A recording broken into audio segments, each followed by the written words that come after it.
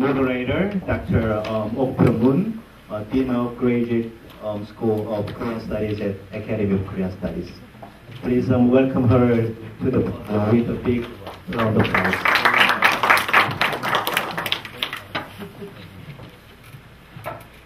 We seem to have some problem with the mic here. Can you hear? Yeah. When that's for the speaker, I'll be here. Well, thank you for the remark, Professor Do, and welcome everyone to this beautiful campus, which we are rather proud of. Thank you for coming all this way to see this exhibition and to visit the campus. Otherwise, it is rather difficult to visit this place because it's out of the way from Seoul. And I congratulate you to catch this chance to be here and to see the campus, which is most beautiful at this time of the year. As Dr. Zhang mentioned, I am Oh Pyeong-moon, an anthropologist at the Dean of the Graduate School here, and I'm here to welcome and introduce our speaker today, Professor Yi.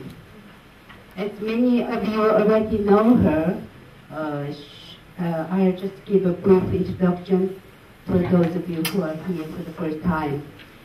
Professor Yi is one of the most well-known art historians in this country, and she's been teaching at this academy for nearly 20 years before she retired.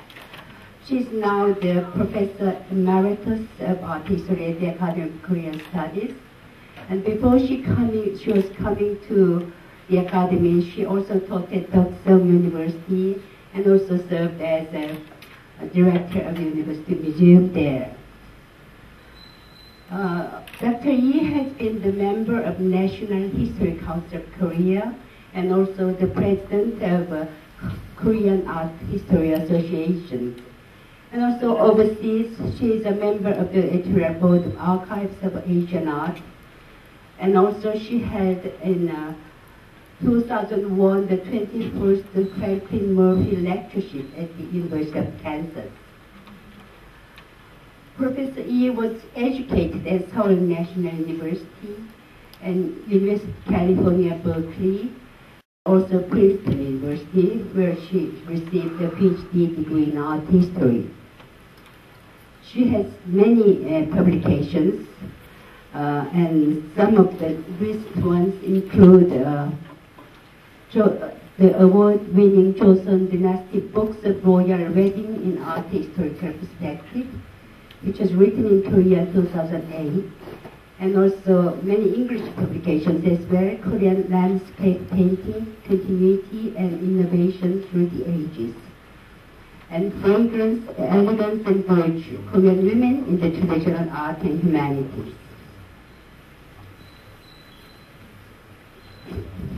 In addition to the scholarly works, Professor Yi also wrote about her art history and travelogue in Architectural Treasures of the World, A Personal Perspective, which was published in 2002. And also she contributed numerous academic articles to both Korean and English language journals. We are really lucky to have her here to listen to her special lecture on Yeongjo archives, art and culture during the reign of King Yeongjo. I suggest that let's welcome her with warm applause.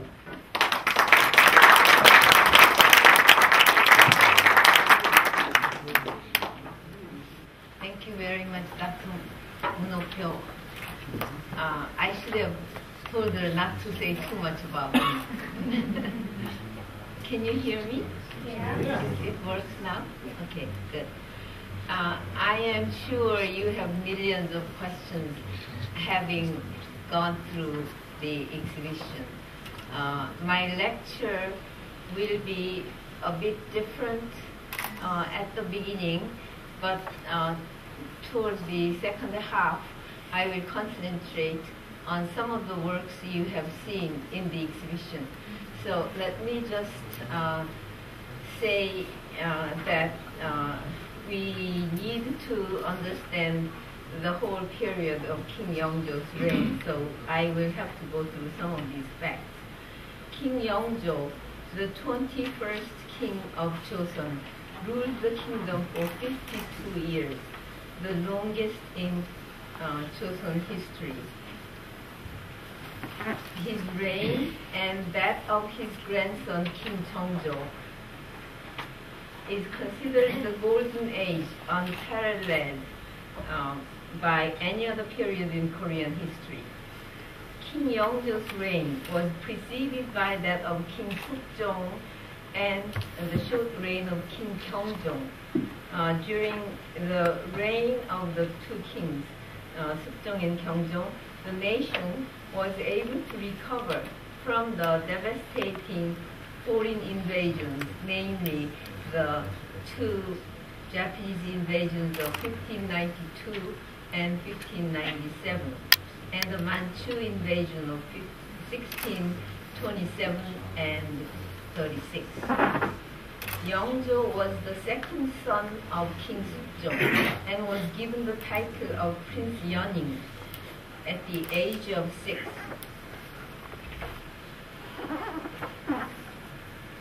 His older brother King Gyeongjong suffered from poor health and died at the age of 36 without producing an heir. Before King Gyeongjong's death, the court installed in 1721 Prince Yeoning as heir apparent, giving him the title of Wang Se-jie, a title that had never existed before in Korean history. Crown Prince Yeoning, who became the king, Yeongjo, 3 years later, is known to have suffered from an inferiority complex, as his biological mother, Lady Choi, was a lowly palace servant. As soon as Yeongjo ascended the throne, he had his mother's shrine built in the capital and named it Sukbin-myo,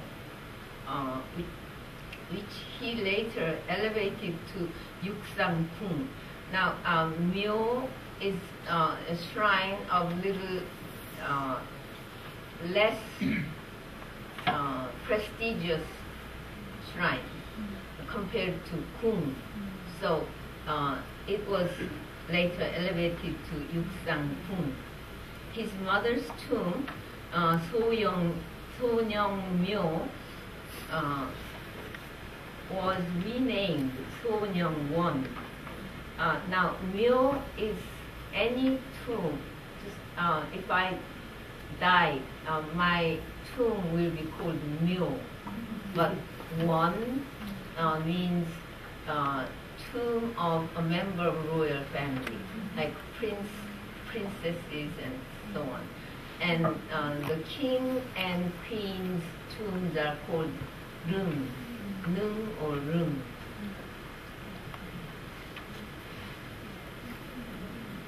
Yeongjo is well known as a cruel father who had his own crown prince Sadoseja killed by having him locked in a rice chest, despite the stiff opposition by some of the loyal ministers, such as the chief of the royal secretariat, Lee-jang, whose portrait you're looking at.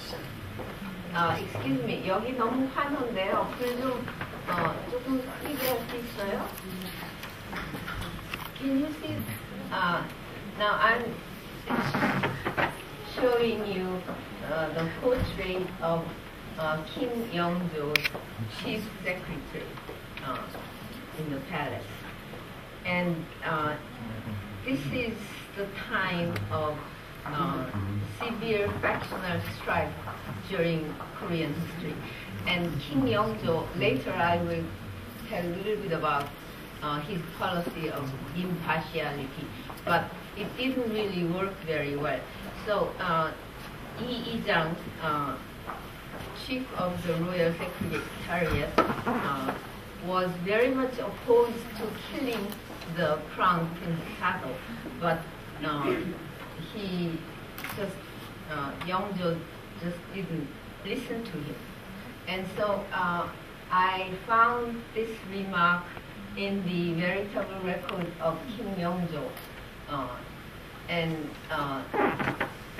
it says, on the 13th day of the 5th month of the leap year, when the crown prince was annulled, this is Prince Chado, made a common man, commoner.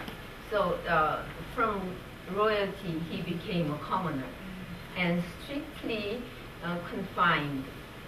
The chief secretary strongly tried to dissuade the measures.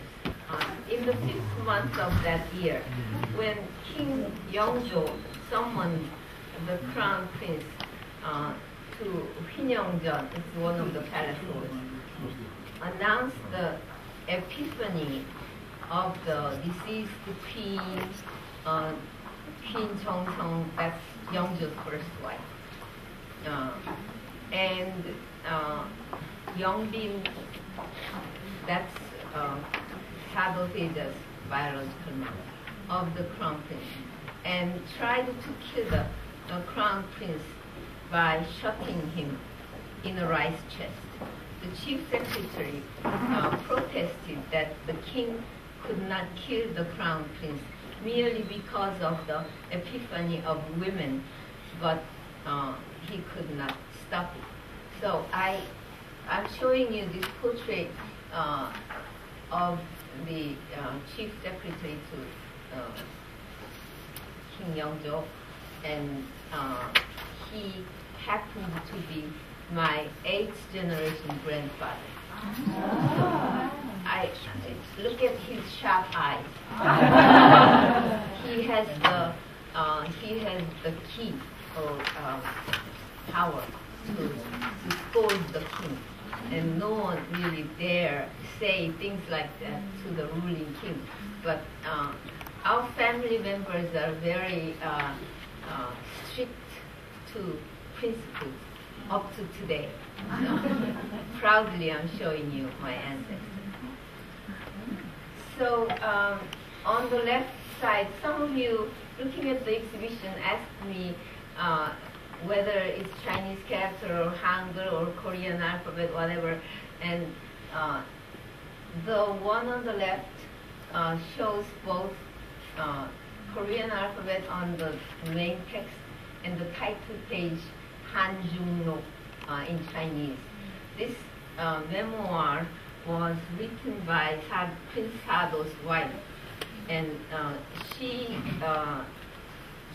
lived to, I forgot how long, but for 80 years of age. And this became one of the most famous literary pieces in Korean history.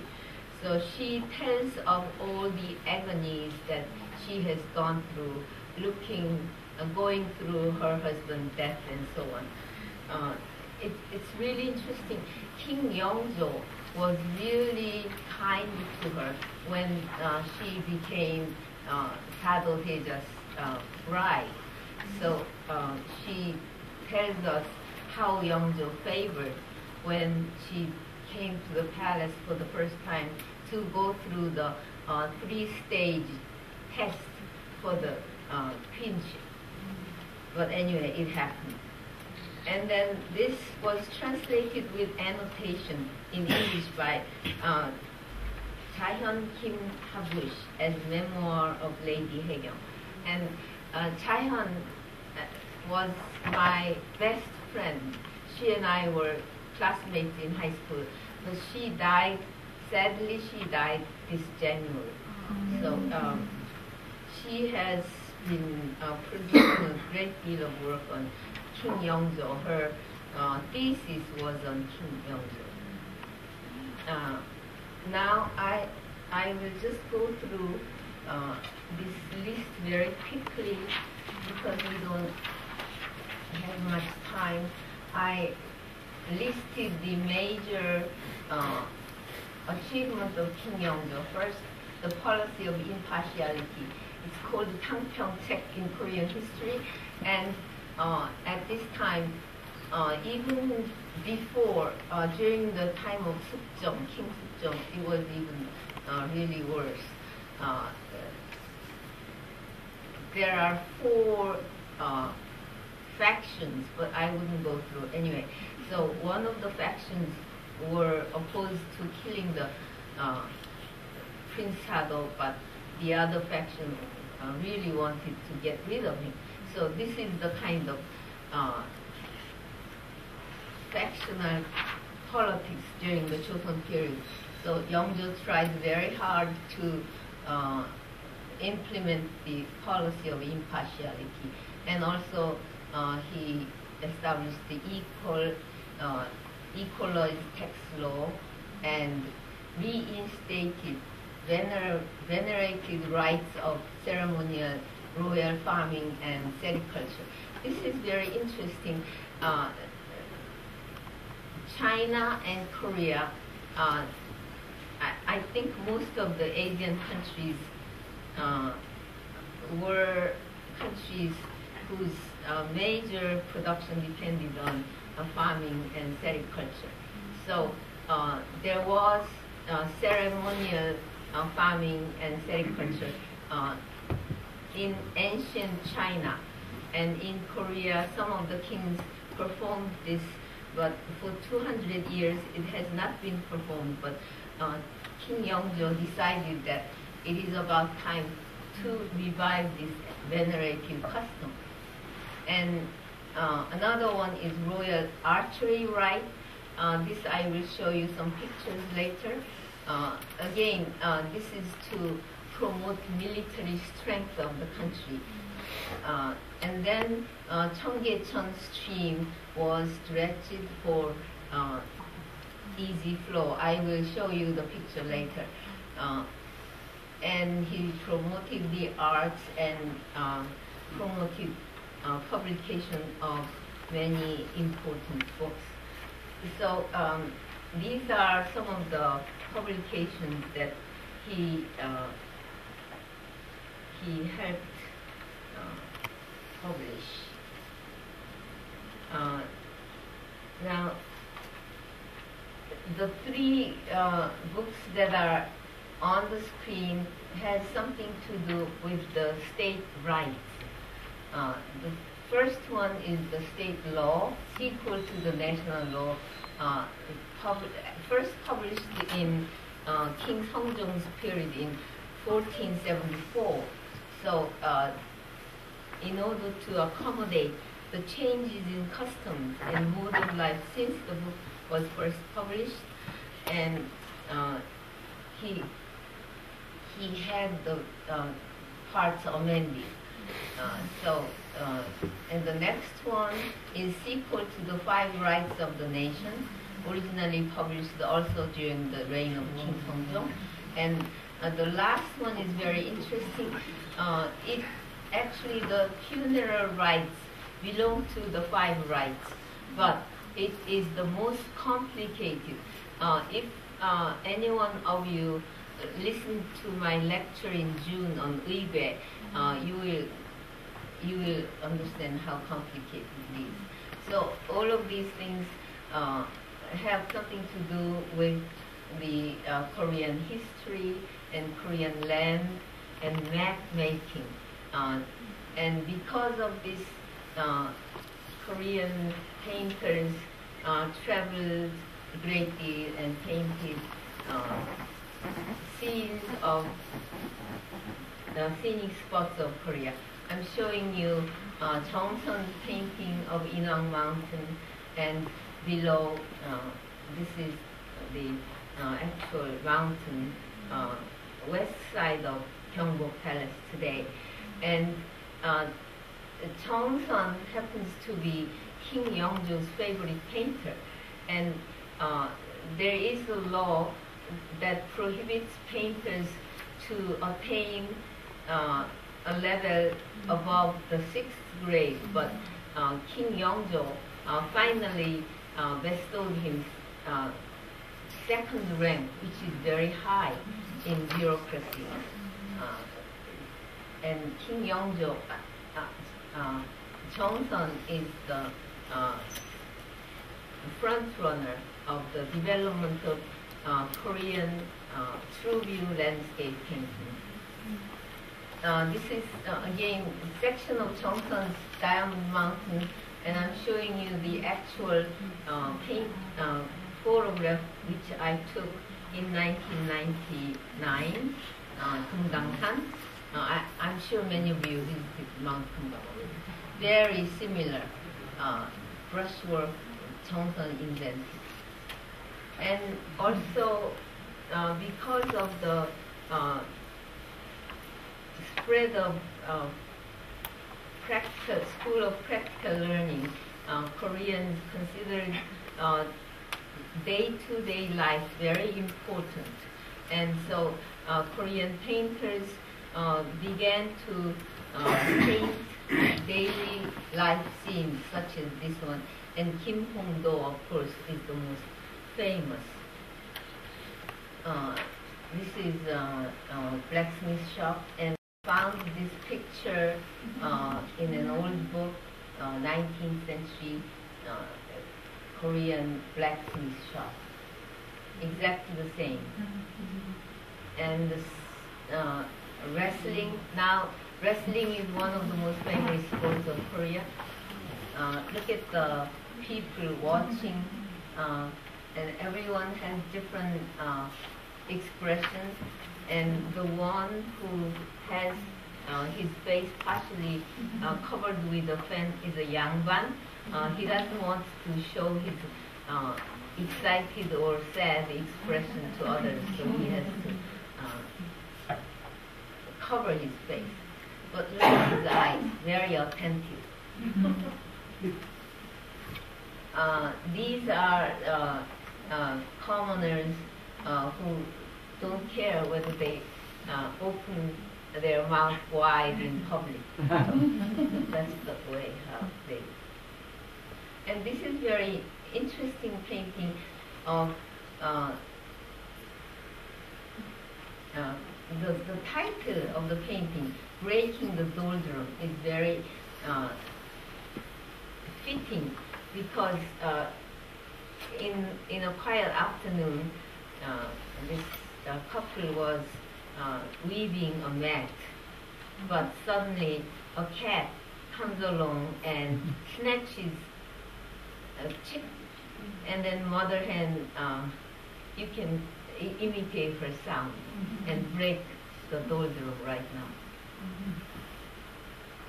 And this is also the period when Korea for the first time received the Western painting technique by way of China. So in Korean portrait paintings, much more than before, you will see the application of chiaroscuro to create a sense of volume, shading, and so on. So this is a new trend in Korean painting during the reign of King Yeongjo. Another example, famous, you can see in many books. And then in terms of ceramic industry, of course, the accumulated technical skills produced many good wares during the King Yeongjo's period. White porcelain, pure white porcelain, and then white porcelain decorated with cobalt blue and decorated with underglazed iron oxide. And this is a combination of cobalt blue plus the oxide of copper. And this is one of the most beautiful vases of the 18th century. It's just like brush painting. And then since there is one Buddhist painting exhibited, I thought I need to show you one example of Buddhist painting, and that is one of the 10 Kings of Hell. And here, here's the king. So I'll show you what's happening down below. Now there is a scale, and then on one side there is a scroll, just like the one he's holding, and on which a person's deeds were written. And depending on what he has done before, the king will judge his punishment, amount of his punishment. And there are really horrible scenes of torture in this paper. So if you go to Okcheonsa temple, you will see the whole thing. And then with this general introduction on King Yeongjo's period, art and general art of King Yeongjo's period, now I want to concentrate on King Yeongjo's reign. You've seen these pictures in the exhibition hall. The Korean custom of saving human placenta. I don't exactly know how old it is, but we have placenta jars going up to the Shilla period. So in olden days, human placenta was believed to be the part that bestowed life to that individual and was kept with utmost care and respect. It was particularly so in the royal family, as the fate of a royal placenta was considered directly associated with the fate of the kingdom. The placenta was first placed in a small inner jar. You see the two jars. And then this small jar was placed in the larger jar, and the larger jar is well tied. You can see the hole here, which goes around. And then it was placed in this big stone and was buried in the other burial site that I have shown you. It was marked with identifying seal. And then a firewall was then built around the barrier, 300 steps from the center of the barrier. So King Yeongjo's placenta was well kept. And this is the half-burned portrait of Prince Yeoning when Yeongjo was a prince. And this was burned during the Korean War. So half of it was burned. But at the entrance of the exhibition hall, you saw a copy made for this exhibition based on this one. And I just want to show you what's embroidered in this rank badge. This is called Baektaek. It's a mythical animal. I don't know its English name. I don't think there is any. There is one. So this rank badge is for princes, Korean princes. You've seen, no, this is not in this exhibition. This is in the National Palace Museum of Korea. Wang Seje-in, that's when he was appointed to heir apparent. He was given this seal, jade seal.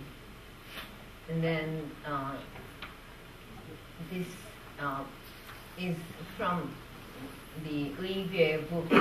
I will not go through this term because it's very long. It's a book recording important palace rites. So this Banchado is included in the Uige book. Banchado, we translated rank, positions, procession painting. Uige book of appointment of Prince Yeoning as heir apparent. So here is a Kyomyeong. I think outside in the exhibition hall there was a Kyomyeong by Yeongjo appointing him heir apparent. And then this is check. It's a bamboo book for Yeongjo. But this letter of appointment came from Qing, China, and it was called Gomyeong appointment. So at this time, of course,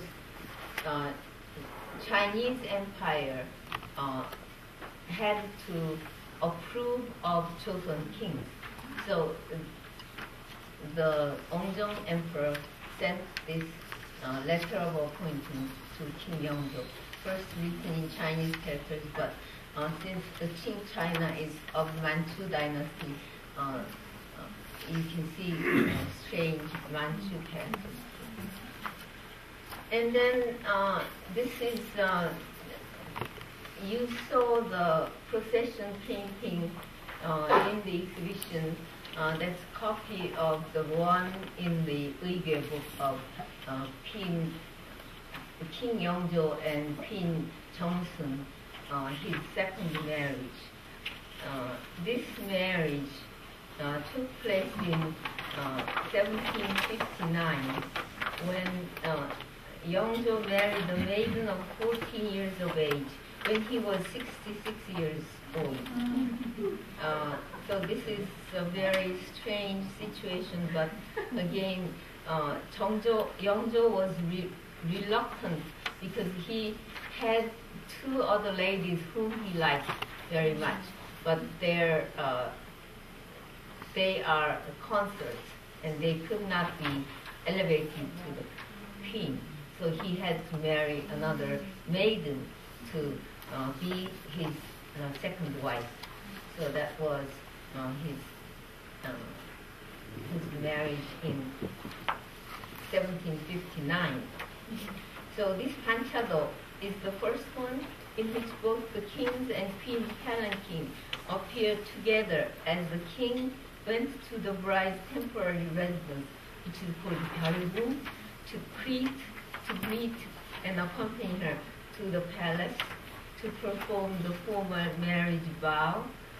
The procession occupies 50 pages of the Uige book, unlike King Sukjong's wedding Uige, which had only 18 pages of procession. So this is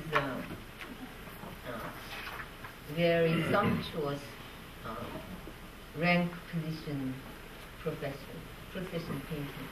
And this is the Uige of royal archery rites of 1743. King Yeongjo revived the royal archery rites, which belonged to the military rites that had been suspended for nearly 200 years, since the reign of King Jungjong. This was done in celebration of King Yeongjo's 50th birthday, and also the 19th years of his accession to the throne. It was held in the campus of National Confucian Academy, Seonggyungwan, I'm sure you know Seonggyungwan, in Seoul. First, the king performed the memorial rites at the Munmyo, or Confucian shrine in the precinct.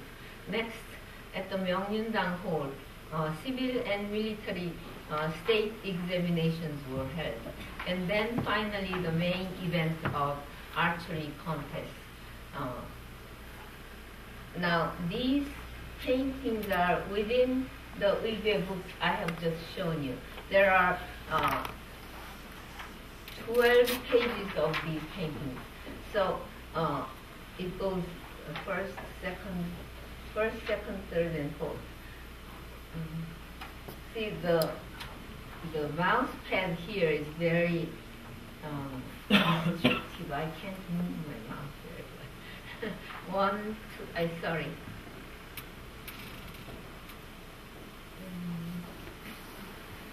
This is 1, 2, 3, 4, and this is one set of paintings showing the king's shooting. So always the king's place is marked by a screen of 5 piece, which I will show you later more. and then his palanquin is parked there, and all other officials and ones who will help him shoot are all lined up. And then this is the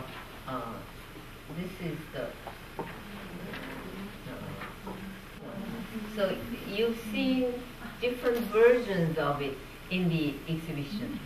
So I decided that the reason somebody put this upside down is to create a closed space for the king's shooting.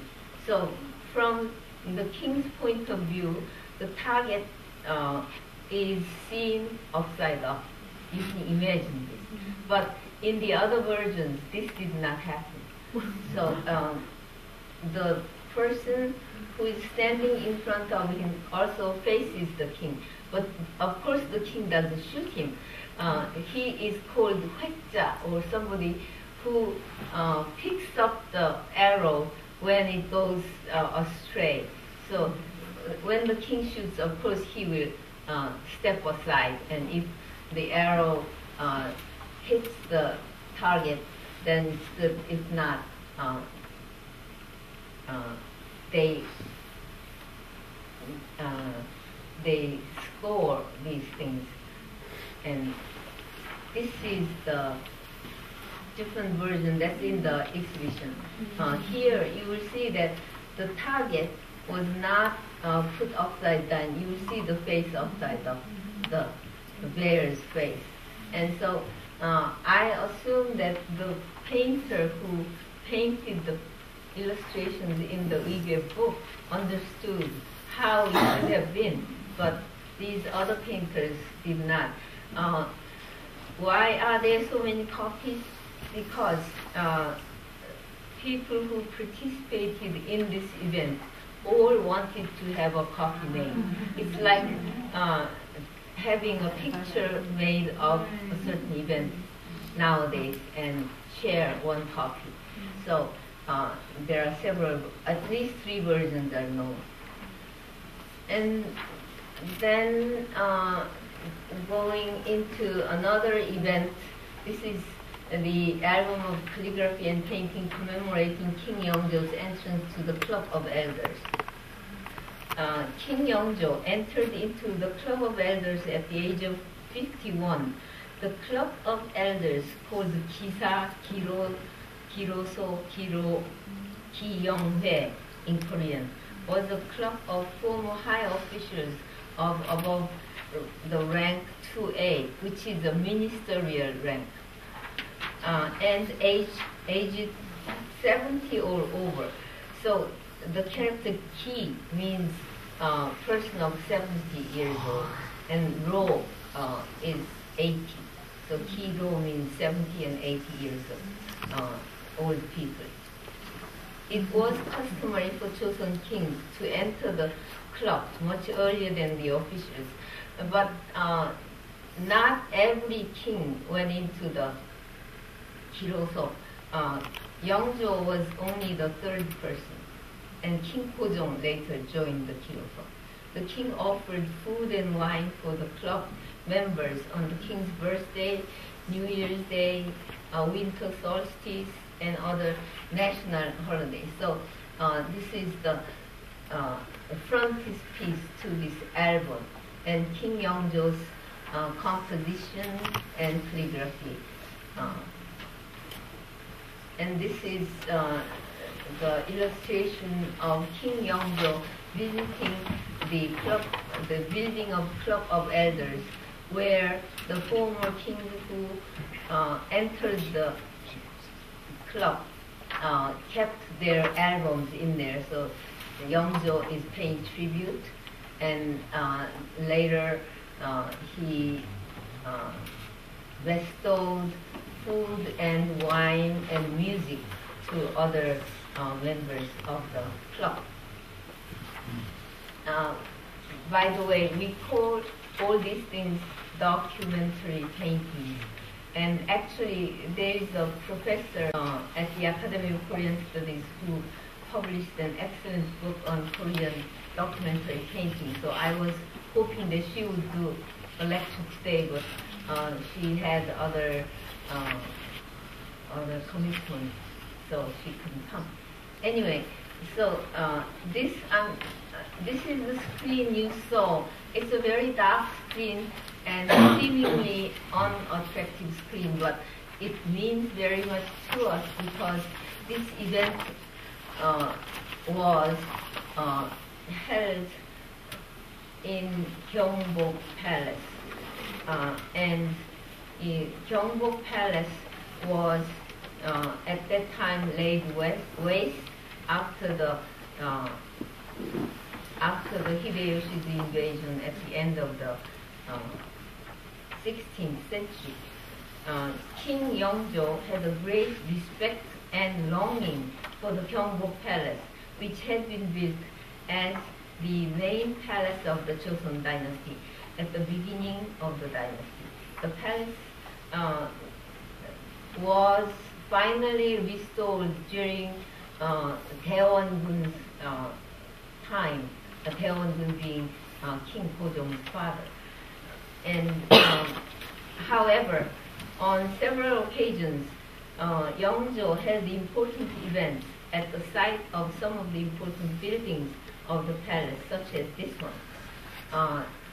This one, he is giving a state examination in the site of Kunjeongjeon, the main throne hall of Gyeongbok Palace. And then later on, he had his wife perform the rite of sericulture in the Gyeongbok Palace also.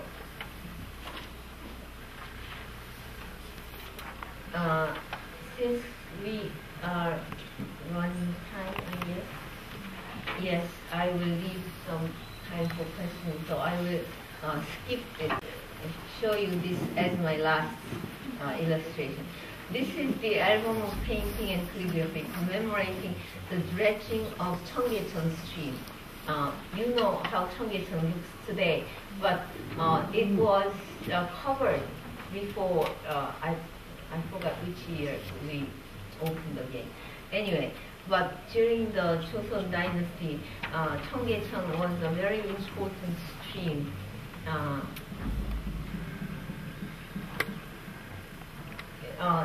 In Seoul, it would be the easy flow of the stream would be vital to the life of the capital in preventing floods and transporting the city's sewage to the Han River and eventually to the sea. During the early Joseon period, the work was carried out once in 1412 and another time in 1422.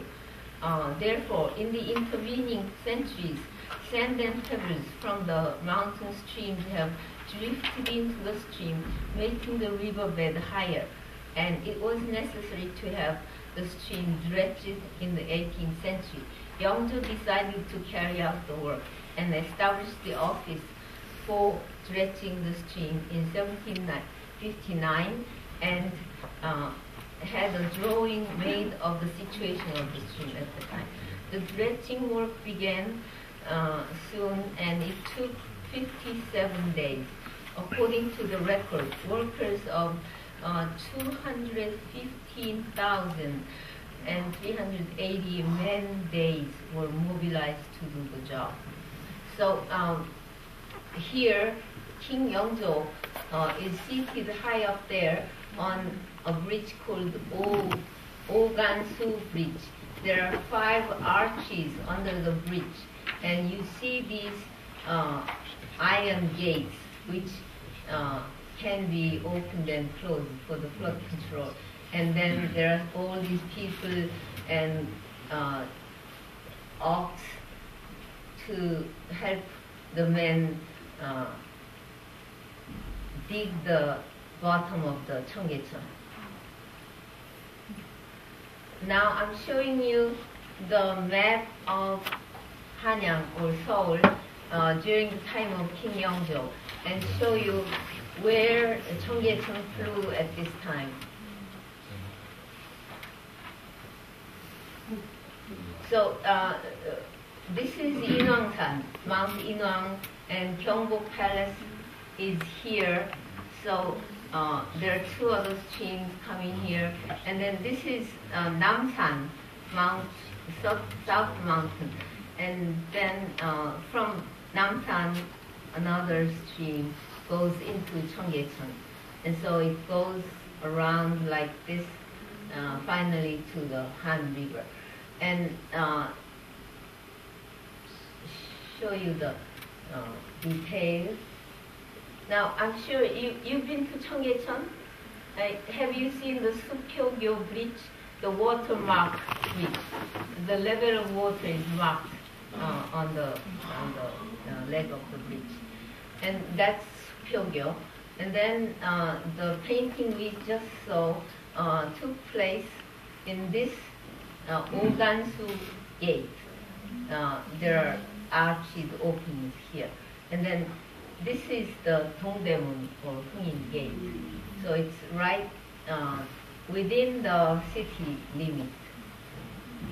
Now I'm showing you the detail of how the iron gates were placed and so on. It's coming down, and I don't know the mechanism. I'm sure if I read more into the book, I can find out. But what is interesting is that there are two turtle sculptures here, which we still see here. One is at the end. This is 1931 picture. And of course, you've seen in news recently that the Korean government created the barrages over the 4 rivers. And this is much larger scale work, but basically the same function these barrages will serve to control the flood and flow of the water. And these round things were places where the mechanism of lowering the iron gate are contained. So now I think King Yeongjo, more than 250 years ago, had exactly the same idea, and that's why we think King Yeongjo is great. So I have more pictures, but I think our time is up, so it's good to finish my lecture here and answer some questions. Thank you.